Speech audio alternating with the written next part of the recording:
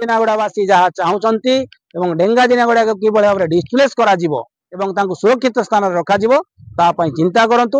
ନଚେତ ଡେଙ୍ଗା ଦିନିଗୁଡ଼ା ଏବଂ ଯେତେ ଜମିହଳା ସଂଘ ରହିଛନ୍ତି ଏଲଡିପି କୁହନ୍ତୁ ଏଲଇପି କୁହନ୍ତୁ ବିଭିନ୍ନ ପେରିଫେରାଲ ଏରିଆ କୁହନ୍ତୁ ଏସ୍ଆର୍ କୌଣସି ଡେଭଲପମେଣ୍ଟ ହେଉନାହିଁ। ତେଣୁ ନାଲକୋ କର୍ତ୍ତୃପକ୍ଷକୁ ଆମେ ସଜାଗ କରୁଛୁ।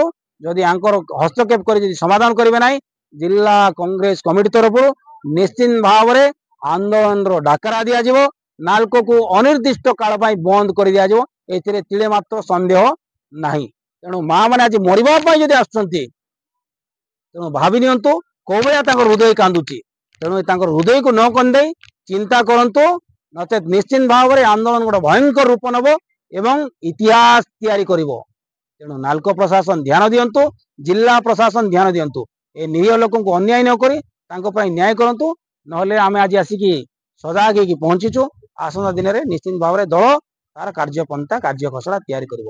ଆଉ ଯଦି ଏଥିପାଇଁ କିଛି ଯଦି ଆଇନକୁ ହାତକୁ ନେବାକୁ ପଡେ ଏଥିପାଇଁ ନାଲକୋ ପ୍ରଶାସନ ଜିଲ୍ଲା ପ୍ରଶାସନ ସମ୍ପୂର୍ଣ୍ଣ ଭାବରେ ଦାୟୀ ରହିବ।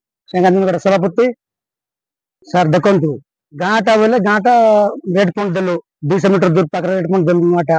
ଏବେ ଆର ପାହାଡ କାଟବାକୁ ଯାଉଛନ୍ତି ଜଙ୍ଗଲ ଜମି ସବୁ ଦେଲୁ ବିଟା ମାଟି ସବୁ ଦେଇକରି ଗାଁଟା ରହିବୁ ନାହିଁ ଗାଁଟା ଉଠାଇକରି ବିସ୍ଥାପିତ କର ବୋଲି ନାଲକୋକୁ ବାରମ୍ବାର ଅଭିଯୋଗ ଦେଲା ସତ୍ତ୍ୱେ ବି ଆମର କିଛି ଆମର ଟ୍ରିଟମେଣ୍ଟ ନେଉନାହାନ୍ତି। ଏବେ ଚାହୁଁଛୁ ଆମର ଗାଁଟା ବିସ୍ଥାପିତ ଘର ପିଛା ଚାକିରି ଦିଅନ୍ତୁ ଏତିକି ଆମର ଦାବି। ଜାତି ପୂରଣ ନହେଲେ ଜୀବନ ଗଲେ ଯିବ ସିନା ମତେ ଫଟୁ ଜାଗାରେ ରହିବୁ।